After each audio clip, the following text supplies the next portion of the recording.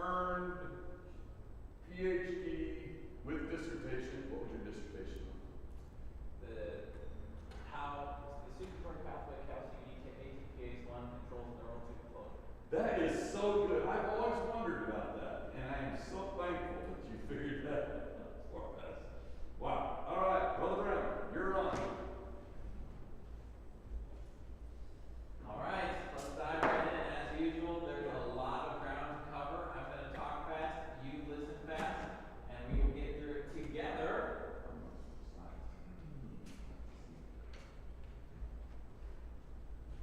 Welcome to part number 3 of In the Beginning, a biblical and scientific investigation of our past. My name is Joel Brown. Make sure this is up and running. There we go. My family and I live right here in St. Louis, Missouri. My family's not here tonight. They are at a children's program back at our church. But they'll be back here at least one more time to join in before this is all said and done.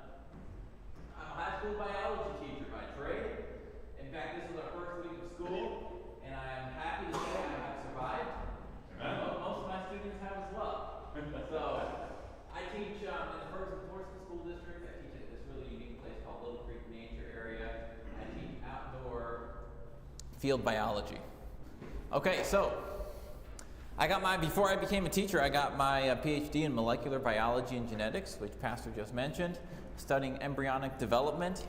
Thank you very much. And as my practice is, I like to start out with something that's happening in nature now, as we speak. So I took this picture this week at Little Creek. We have a prairie, about a 3.5 acre prairie there. It's one of the oldest in the St. Louis area. And St. Louis used to have a small stretch of prairie. The prairie from the north reached all the way down to about the St. Louis area, so part of St. Louis had prairie in it, but then most of the prairie was removed as the area was settled. So we have restored prairie at Little Creek, filled with these flowers, just filled right now with these yellow flowers. Does anybody know what those yellow flowers are? It is not the goldenrod. So these are, there's a close look at them. Partridge pea, part of the pea family. Chemicrista fasciculata is their scientific name, but here's a really cool thing about the partridge pea. You can see why it's called partridge pea. It's part of the pea family, and it has those pea pods on it.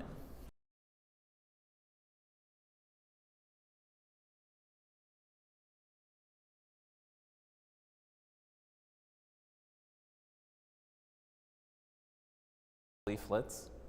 And down at the base, there's one. There's one. See those things? They're like little cups. And they actually produce nectar. Now, where do you normally find nectar in a flower? You find it in the flower. But these plants actually produce a little bit of nectar right there at the base of their leaves. This is called an extrafloral nectary. And here's why they do it. It's actually a really clever design feature. So it attracts bugs like ants and wasps. They'll come up and they'll sample the nectar from these extrafloral nectaries. And the presence of all these bugs keeps away other bugs that would normally eat the plant. So it's a neat little design feature. They pay them back, or they pay them with nectar to protect the plant. Pretty neat. So that's not why we came here tonight, though, to talk about partridge peas. We came to try to answer this question: where did all of this incredible stuff in nature come from? From the largest stars and nebulae and galaxies, all the way down to the tiniest molecules, the DNA, the bacteria, the molecular motors, and yes, even the partridge pea. Where did all of this come from? Well, if you turn to the very first verse of the very first chapter of the very first book of the Bible, you will find these words: in the beginning, God created. We call this, or we are calling this, in the beginning God, the biblical worldview. So if you just start with the Bible, this is what you come to. We are comparing our beliefs, our worldviews, to a pair of glasses. These are the lenses through which we interpret the world around us. And everybody's wearing one. You're either wearing this one, in the beginning of God, or there's another one. So the worldview is our core beliefs. I see amazing design, I conclude there must be an amazing designer. And these are the two beliefs I'm using to conclude that. Number one, I believe there is a God. Number two, I believe that the Bible is no ordinary book, but it is actually the words of God. So if you believe that, it's going to bring you to a certain conclusion. But as you know, there's another idea out there. We've been calling this in the beginning goo. And actually tonight is about the goo, in case you were wondering. Tonight is about the goo. This is the evolutionary worldview. They're looking at the same design, the same intricacy in nature. I see amazing design, but they conclude it must have come about by time plus chance. They too have beliefs. They are wearing glasses. Their core belief looks like this. It's materialism.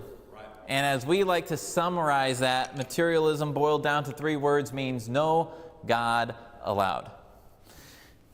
Depending on your worldview, you're going to come to a very different conclusion about where did all this stuff come from. In the biblical worldview, just straightforward reading of the Bible, you would come to the conclusion that about 6,000 years ago, God created everything. About 4,400 years ago, there was a worldwide flood.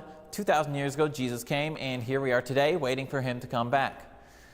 In the evolutionary worldview, it looks very different. And actually, these two timelines don't allow you to fully appreciate how different it is. The first thing that you're going to see in the evolutionary worldview is lots and lots of time. Because if there's no God allowed, you're going to need a lot of time to come up with something. So about 14 billion years ago was the origin of the universe in the Big Bang. 4.6 billion years ago was the Earth formed. About 3 billion years ago, life formed on that Earth, and then the origin of man, humans, started about 3 million years ago, give or take. So this is the evolutionary worldview. And importantly, things that are different are not the same. Amen. So these are different. One of them's wrong. I mean, it has to be. And so, unfortunately, usually when people see this difference, they immediately go to start saying, oh, the Bible must be wrong. It's kind of the default position. Instead, we're actually looking at the evolutionary worldview, and we're pointing out that there are some big inconsistencies and problems in the evolutionary worldview. I'm not going to try to prove the biblical worldview to you. It is faith-based at its core. However, what I am going to demonstrate to you is that the evolutionary worldview is also faith-based at its core. You're going to see more of their faith tonight. Now, there are 3 pillars to the evolutionary worldview that we are investigating: the origin of the universe, cosmic evolution; the origin of life, organic evolution; the origin of you, Darwinian evolution. Last week we looked at cosmic evolution, and while you're welcome to believe in it, I don't have enough faith to believe in cosmic evolution. It's an enormous amount of faith that they use to explain the fine-tuning of our universe, the origin of energy and matter out of nothing. Those are faith-based claims that they're making with no scientific evidence. Okay, so tonight we're moving on to organic evolution, the origin of life, with part number 3, let there be life. This brings us to the most incredible science in all the world, biology. Biology. Now, I suspect whether you realize it or not, you are all biologists to one degree or another. Bio simply means life, ology, the study of life. So let's start with a rather simple question. I've got a bunch of things up here. Tell me something that you are pretty sure is alive. Something that is alive. Start us off, Greg. Okay, he says the dog, ding, ding, ding, that is alive. See? You are all biologists. You already recognize life. Tell me something up here that you're pretty sure is not alive. We're going to go all the way to the back. What is your name, sir? Shefan.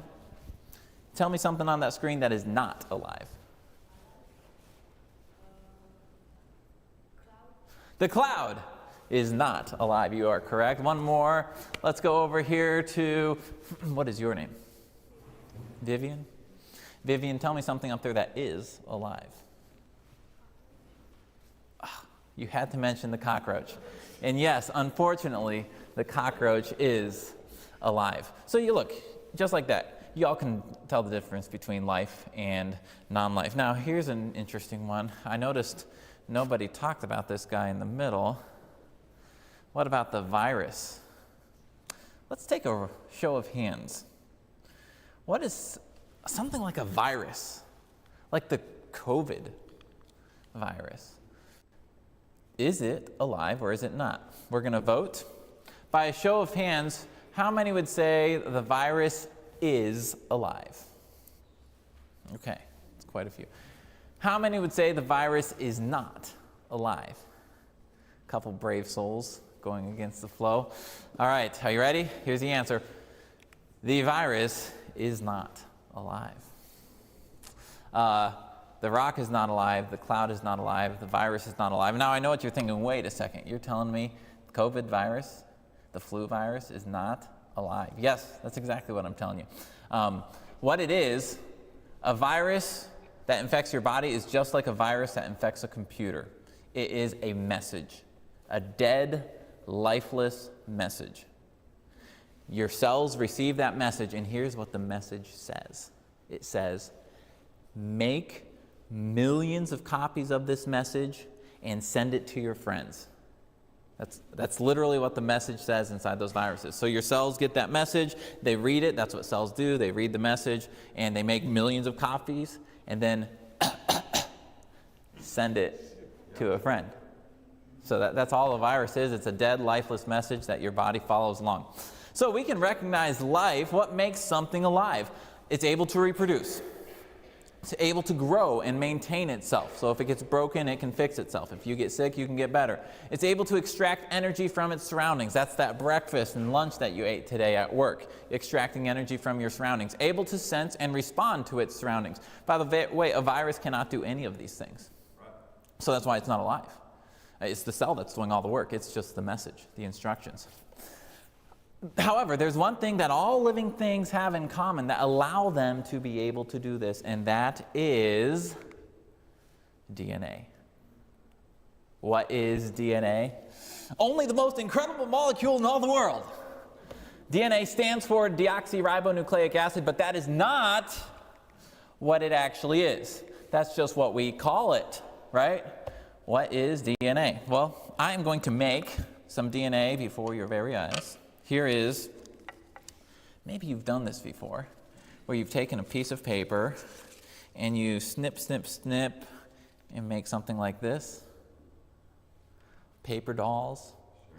All right, maybe that's before your time. So, I've got here a piece of paper. I'm going to make some DNA before your very eyes. I've got some scissors. Thank you, Catherine. A little bit of snip, snip there. Little snip, snip here. Okay. Let's look at the DNA is looking pretty good. Okay. Okay. I have just made a piece of DNA before your very eyes. Wow. This is all DNA is. It is a chain of letters. It's a chain of, now, it's a very, very long chain of letters. It's just 4 letters that are rearranged in tons of different combinations. That's very, very long that way and that way. That's all DNA is. It's a chain of letters. No, you're getting ahead of me. Because that is a really good question. So here's a string of DNA. Are you telling me that if you took a very powerful microscope and you zoomed in on DNA and you kept zooming and zooming and zooming, eventually you would see the letter A? Or the letter... No, that's not actually what you would see. If you kept zooming in, you would see this molecule. And that is called adenine. We abbreviate it letter A, because no one wants to say adenine. There's also thymine, guanine, and cytosine. And we abbreviate those T, G, and C. That is what you would actually see, but you can think of them just like letters. Let me show you a real-life piece of DNA. See if you recognize it. Does that look familiar? It's Bob. You don't recognize that? You all know what this is. 29,000 letters long. This is COVID-19. Now remember I told you it's a message? That's all it is? That is the 29,000 letter long message of COVID-19 that has caused all those problems over the last few years. So it's just a string of DNA, just like this. Okay, now in humans, our DNA is very long, much longer than 29,000 letters. It's actually 3.5 billion letters long. Every cell in your body has a copy of the DNA. So if you took all the DNA in a human body and you took each copy out of every cell and tied it all together and stretched it out, it would be 30 billion miles long, all the DNA in your body. That's long enough to go to the sun and back 160 times. So here's how the DNA is organized in your body. Remember, it's just a string of letters. So we have 3.5 billion letters. That's what that line represents. Then certain regions of that DNA we call genes. Oh, I bet that's a word you've heard before. A gene is not something different. It's not something on top of the DNA. It's just a stretch of the DNA. Gene X, gene Y, gene Z. We have 20,000 of those genes.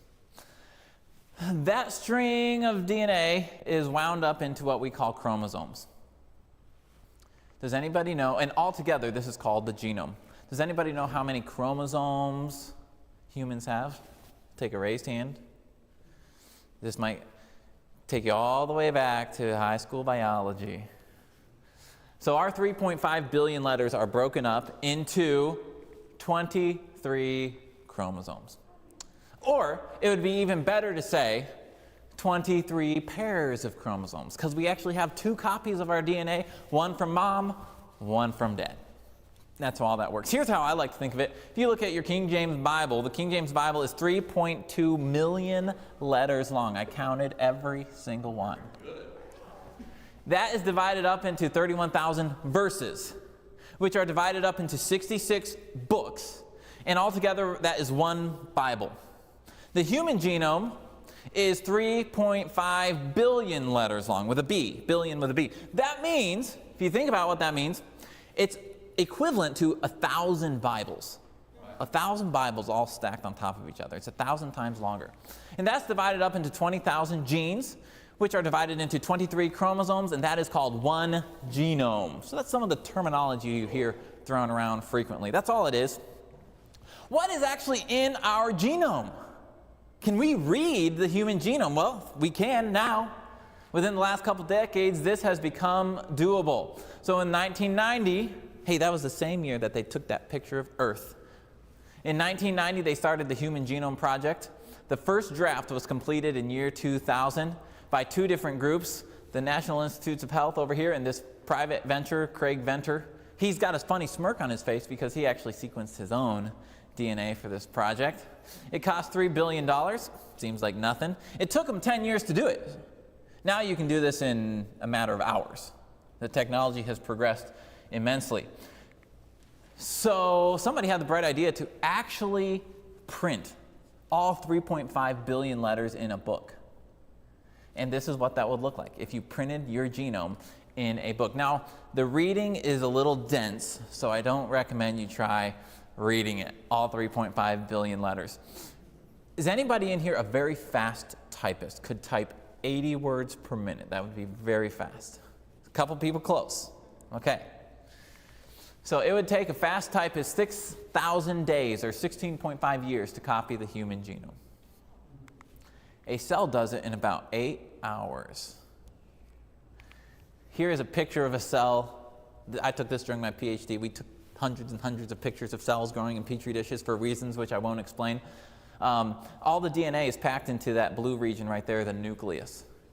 A region that's about 6,000ths of a millimeter across. All 3.5 billion letters times 2, because it has 2 copies, all in that tiny little region. That is absolutely incredible. Here are a bunch of organisms.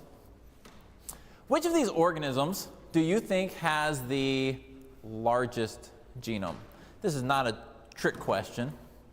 But we've got yeast, we've got zebrafish, fruit flies, humans, mice, and the mustard weed. Which one do you think has the smallest genome? Let's go Roger. Mustard weed over here. Okay, let's see. Smallest one is actually baker's yeast. The yeast that you put in your bread, that's a living organism.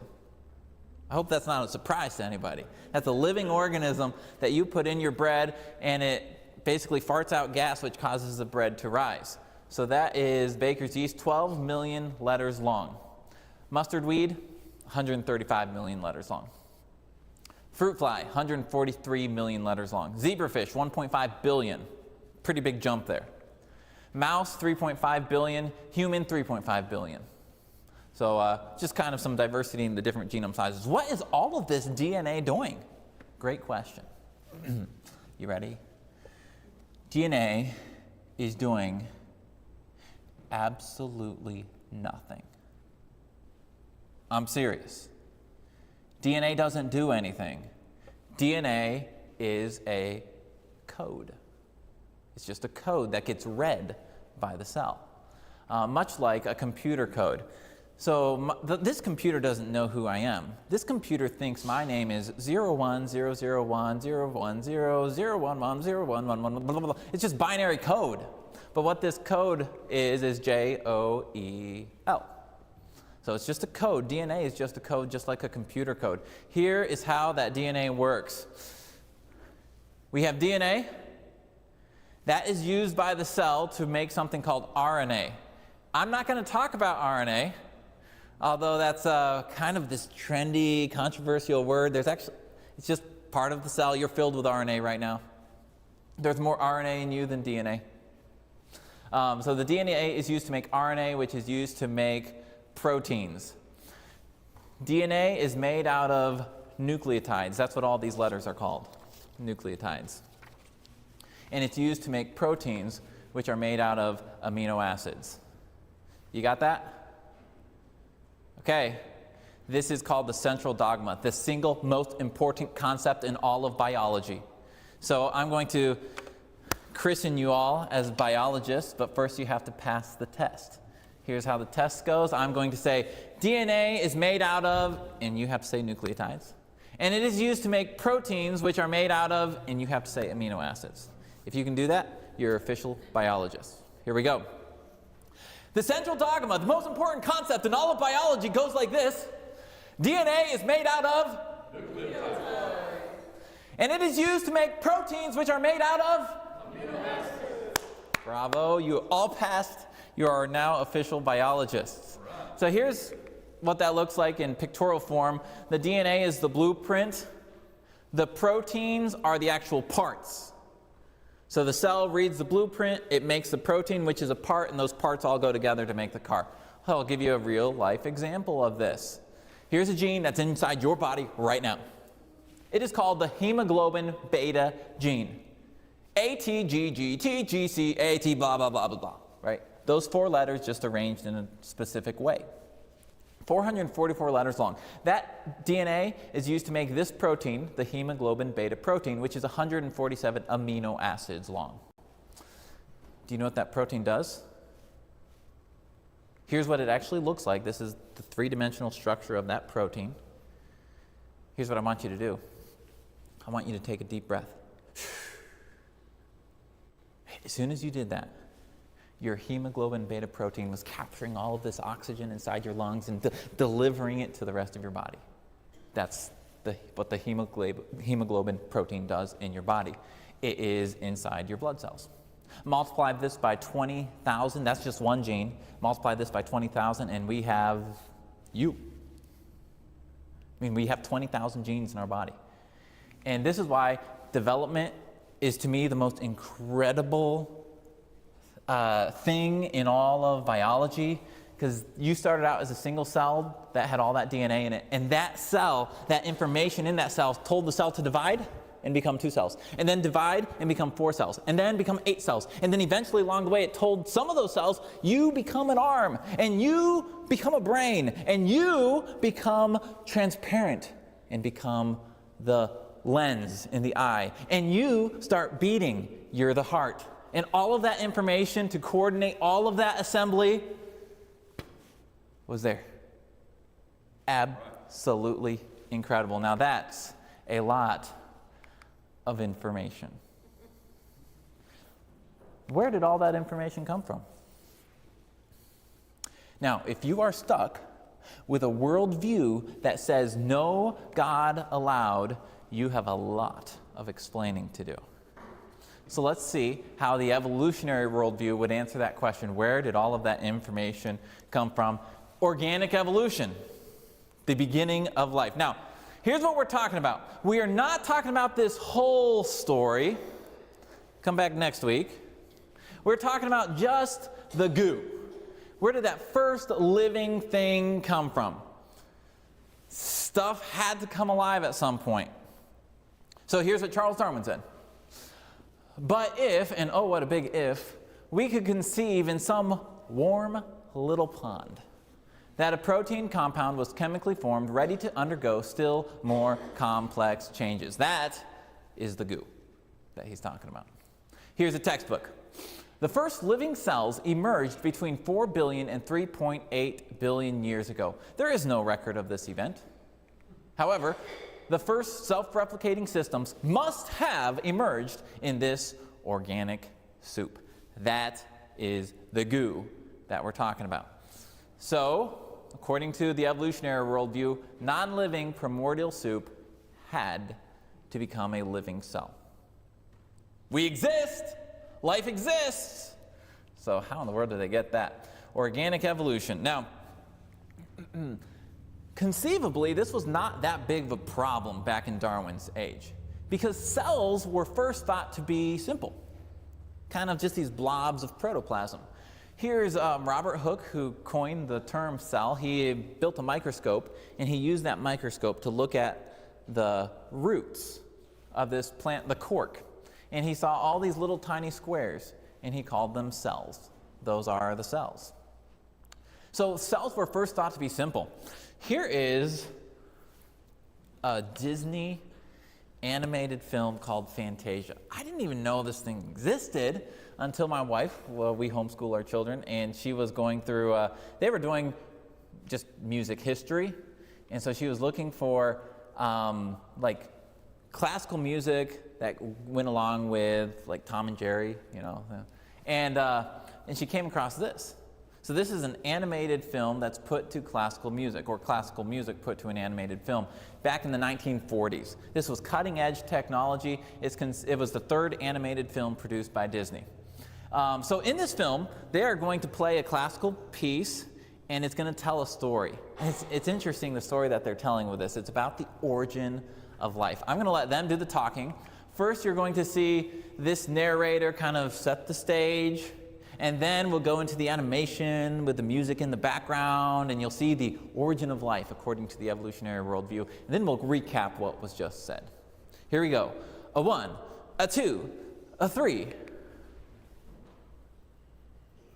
As a simple series of tribal dances, they have visualized it as a pageant, as the story of the growth of life on Earth. And that story, as you're going to see it, isn't the product of anybody's imagination. It's a coldly accurate reproduction of what science thinks went on during the first few billion years of this planet's existence. Science, not art, wrote the scenario of this picture. According to science, the first living things here were single-celled organisms. Tiny little white or green blobs of nothing in particular that lived under the water. Okay, did you catch that? Tiny little blobs, green or white blobs of nothing in particular. And here is what that looks like.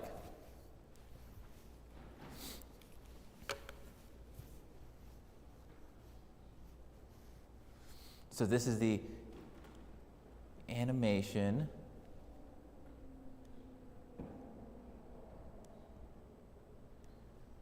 Classical music in the background. This is Igor Stravinsky's Rite of Spring that they are playing. That's showing, oh, there it is.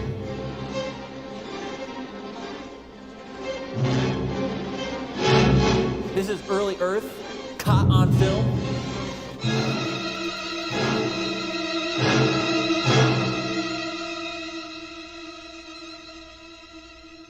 You're about to see life form for the very first time.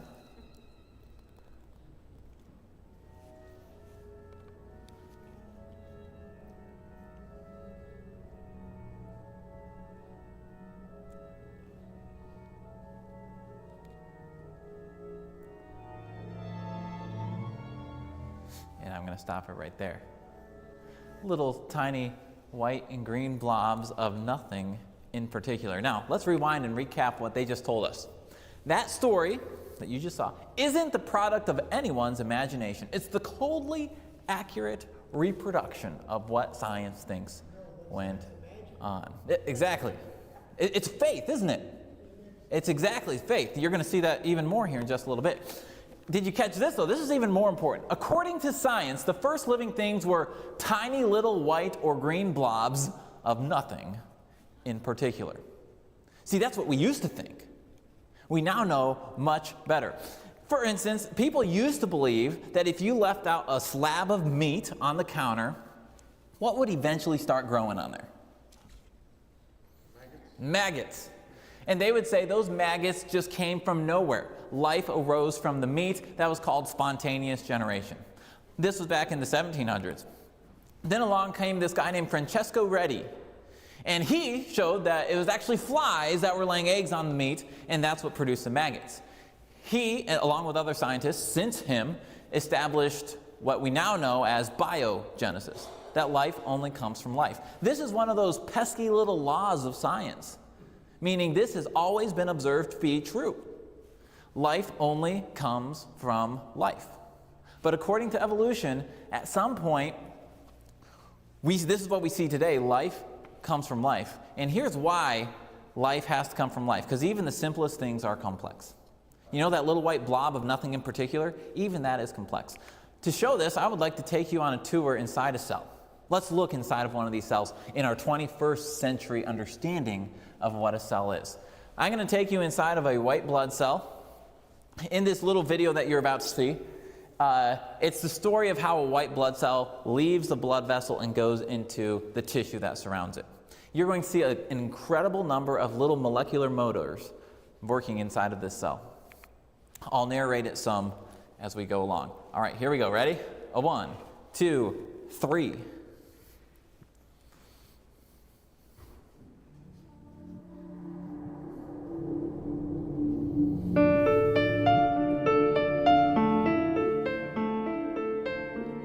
Here's that white blood cell moving along the blood vessel.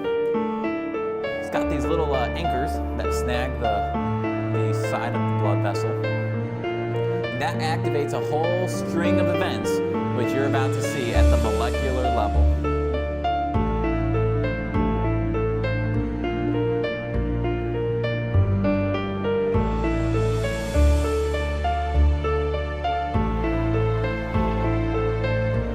Inside the cell, you have an incredible highway system and skeletal system that provides the structure of the cell.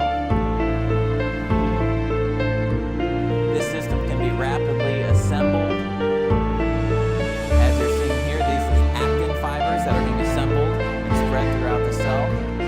It can be disassembled, which you're seeing right here. There are other highways called microtubules that are rapidly assembled and disassembled throughout the cell.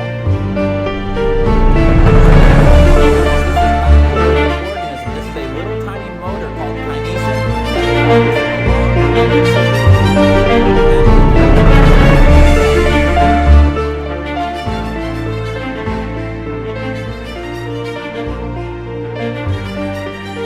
Here comes the mRNA, which we didn't talk about, leaving the nucleus. This mRNA is going to be used to produce a protein with these ribosomes.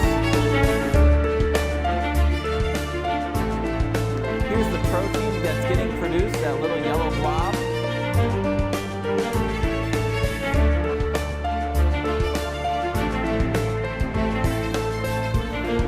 Here's another protein being produced. Here are a bunch of those packages leaving the Golgi and getting transported around the This is the UPS headquarters of the cell. It receives and sends packages throughout the cell.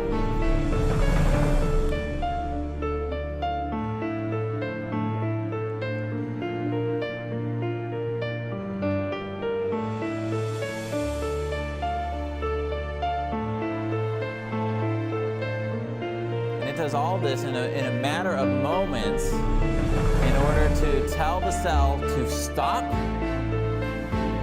and head into the tissue.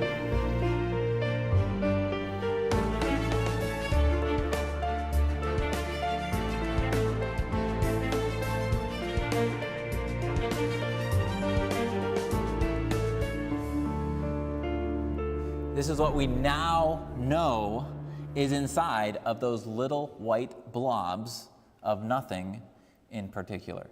Life is incredibly complex. That's why you need life to make life. Who produced that? That's Harvard. Biovision's a department at Harvard. So it's not some theologically...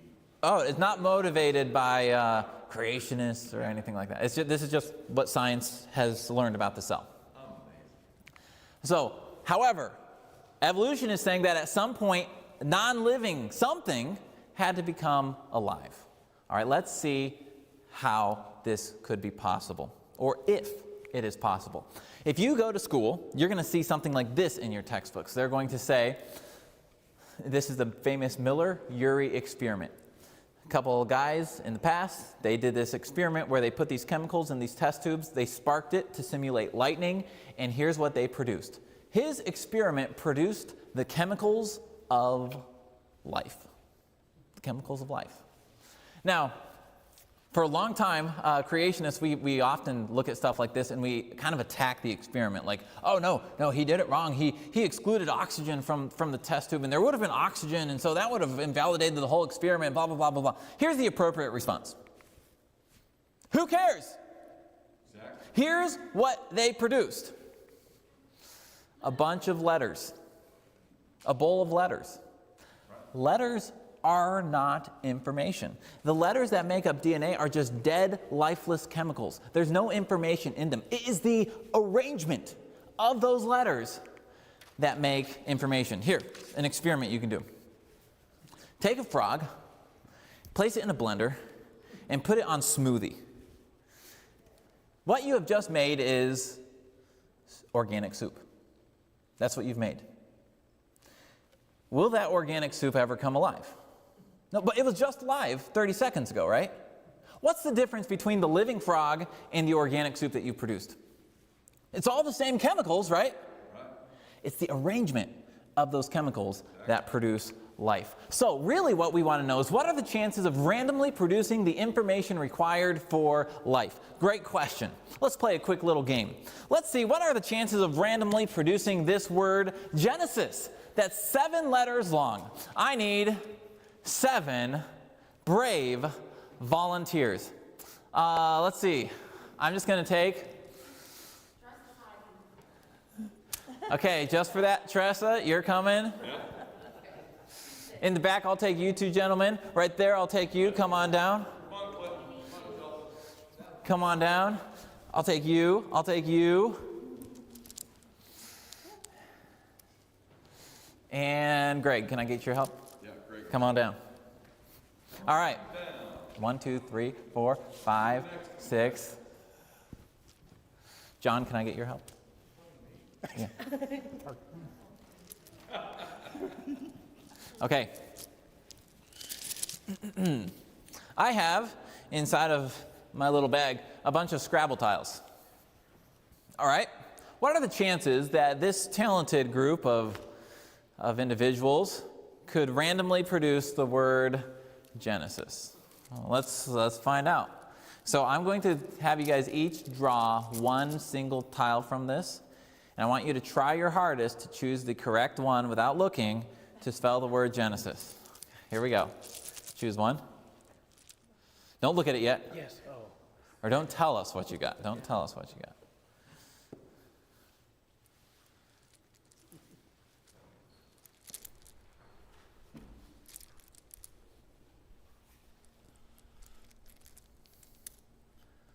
Just one. Don't try to take them all, Greg. Okay. I'm super nervous here. Okay. Let's see. Let's poll the audience. Thumbs up, thumbs down. Did they spell the word Genesis? Yes. Oh, ye of little faith! You sound so confident. Okay, I want you to tell me the letter that you drew. I want you to yell it out so they can hear it all the way in the back, so Joe can hear it. Ready? M. Oh. N. H. Oh. U. I. U. O. Oh. Well, let's give them a hand for trying. I would like you to give all those letters to Greg. Greg, can you place those in this bag once you've got them? Here's the bag, Greg. So close, Greg. I got one of the right letters. Now, you were all quite confident in claiming that they would not get it. So you have some idea of the chances of getting this is small. In fact, it would be one chance. This is really just simple math. 7 letters long, 26 letters in the alphabet. The chance of getting one letter would be 1 in 26 times 1 in 26 times 1 in 26, 7 times. That's just simple math to calculate the probability of getting those 7 letters to spell Genesis. And it would be one chance in 8,031,810,000. So we've got a ways to go. Yeah. Okay. That's to produce one piece of information. That's why information is so hard to come by chance. Yes. So, with that in mind, what are the chances of randomly producing the information required for life? In order to do this, we have to find out what's the least amount of information possible for life. I want to make this as realistic as possible. Okay? Because they're not saying you came out of the goo. They're saying something really simple. So let's see, what's the simplest thing? Humans, we have 3.5 billion letters.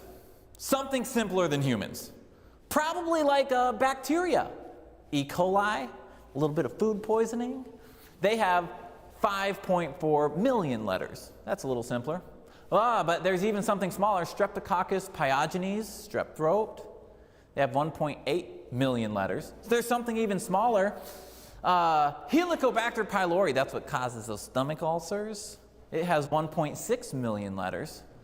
There's something even smaller, Mycoplasma mycoides. This bacteria has 1 million letters, 901 genes. Okay, let's start with that. And then some scientists took this bacteria and they said, can we go even simpler? Now, I think this is pretty neat. What they did is they took this bacteria and they started saying, what if we remove this gene? Can it still survive? Okay, what about this gene? Can it still survive? They started taking parts away and see if it could still survive. They were trying to build the simplest living organism. This is nothing crazy. This is stuff you could do in your garage with a little bit of know-how and a couple $1,000s worth of equipment. You could do this type of genetic engineering. Here's what they were doing. Imagine you took a car and you said, this is a pretty nice car. What's actually the simplest version of a car? So, for instance, does the car really need air conditioning to be able to drive? Okay. Maybe I have to rethink that one. No, technically, you could remove the air conditioning and it would still run. It would still be able to live. All right, what about electric windows? No, you don't need electric windows. You don't need windows at all. So you could remove those windows and it would still drive. That's what they were doing to this bacteria. They were removing stuff and see if it would still live or still drive. What about a spark plug? No, you kind of need that if you're a normal gasoline car. If you remove the spark plug, it wouldn't work, so you got to put that back. What about brakes? Yeah, pretty important. Maybe not in St. Louis so much, but. What about 64-color dynamic multicolor LED lighting? No, I guess we don't need that. Now, if you keep taking parts away, you just might be a car thief.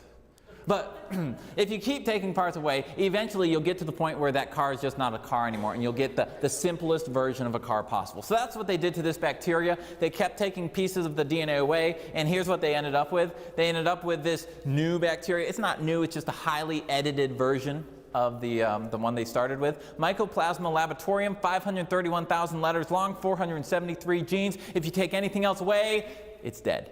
Now this is pretty cool, because now we have according to science, the simplest form of life. Let's go back to our experiment. What's the chances of generating this simplest form of life by chance? So it had 473 genes. The smallest gene produced this protein, which was 37 amino acids long. Here's the actual letters. You can see all this stuff online. This is the cool thing about the genomic age we live in. Those are the 37 letters to make the smallest protein in the simplest form of life. What are the chances of arranging those 37 letters just by luck? Well, this is simple math. The chances of making the smallest protein in the smallest form of life would be 1 chance in that. 1.37 times 10 to the 48. That would be like winning the lottery 6 times in a row with 1 ticket. Now, we have a word for that. It is called impossible. And here's, this isn't even close to life. If you get the first protein, you still have 472 proteins to go. This is just astronomically impossible, which is what has led scientists to say the chance that higher life forms, like a cell, might have emerged in this way is comparable to the chance that a tornado sweeping through a junkyard might assemble a Boeing 747 from the materials therein. Right. It's ridiculous. But remember, faith will find a way. So you better believe they have enough faith to find a way around this. So here's how they kind of weasel around this. Very famous scientist, one of the co-discoverers of DNA. Here's what he ended up proposing, something called directed panspermia. That's a fancy $10 word. Here's what it means. Directed panspermia is the theory that organisms were deliberately transmitted to the Earth by intelligent beings on another planet. Uh-oh, here come the aliens again. It's too complex to have arisen, so it must have been planted here by aliens. These aren't whack jobs. These are well-known scientists. Here's this person who says soup alone is too unorganized. So I'm coming up with a soup and sandwich hypothesis. Keep going, we're going to have a regular buffet here. And if none of those suit your taste, there is always the multiverse. Remember, this is the idea that there's an infinite number of universes out there. Here's a scientist. He says, in an infinite multiverse, emergence of even highly complex systems by chance is not just possible, but inevitable. Ever learning and never able to come to the knowledge of the truth. Francis Crick, co-discoverer of DNA, here's what he says. An honest man armed with all the knowledge available to us now could only state that in some sense, the origin of life appears at the moment to be almost a miracle. Now, he does not believe in God, but he's an honest man. I'm going to finish off with one quote. It's kind of lengthy, but there was an age when scientists were a little more forthcoming about the shortcomings of their theories. That age is gone, but here's what these scientists said.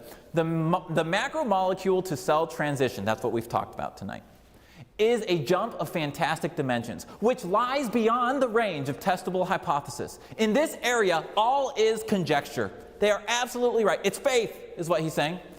The available facts do not provide a basis for postulating that cells arose on this planet. This is not to say that some paraphysical forces were at work. Remember, no God allowed. We simply wish to point out the fact that there is no scientific evidence. I couldn't put it any better myself. So, look, you're welcome to believe in organic evolution. I do not have enough faith to believe in organic evolution.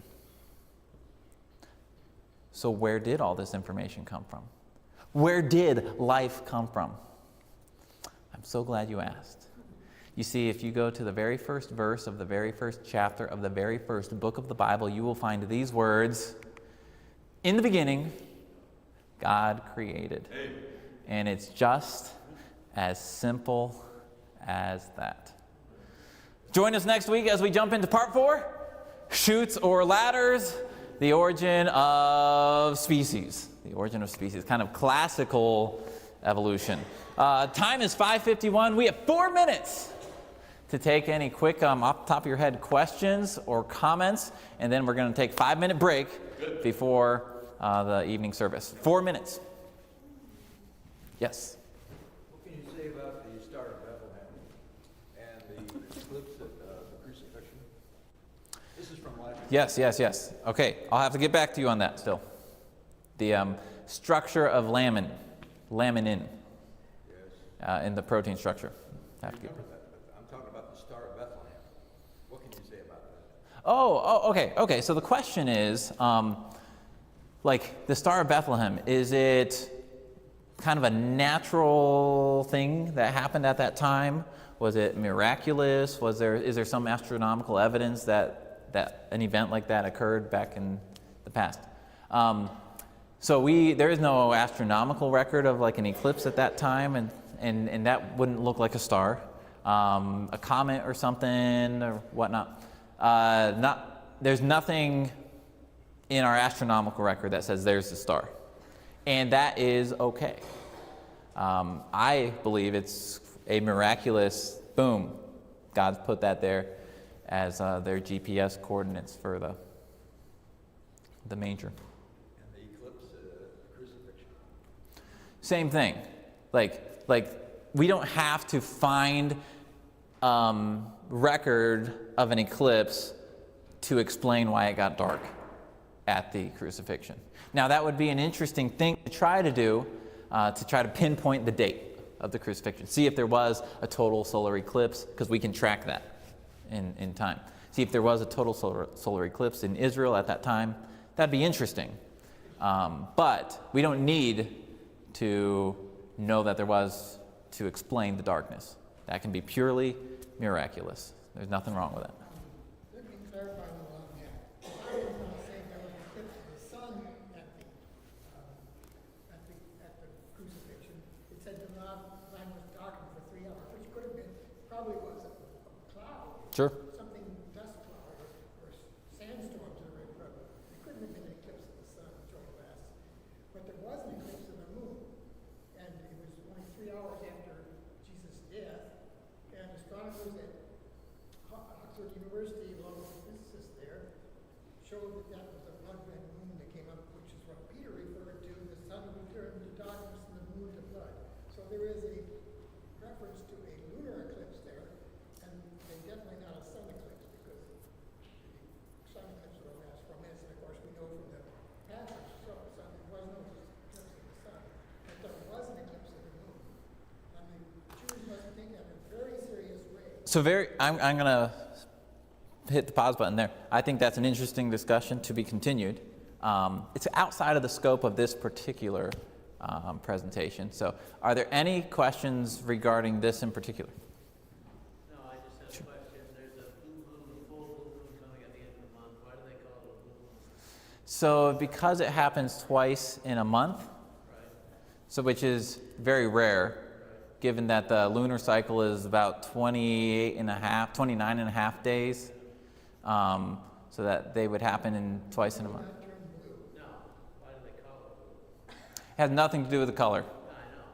That's what we explain why they call it blue. Oh, that would be a great question for the.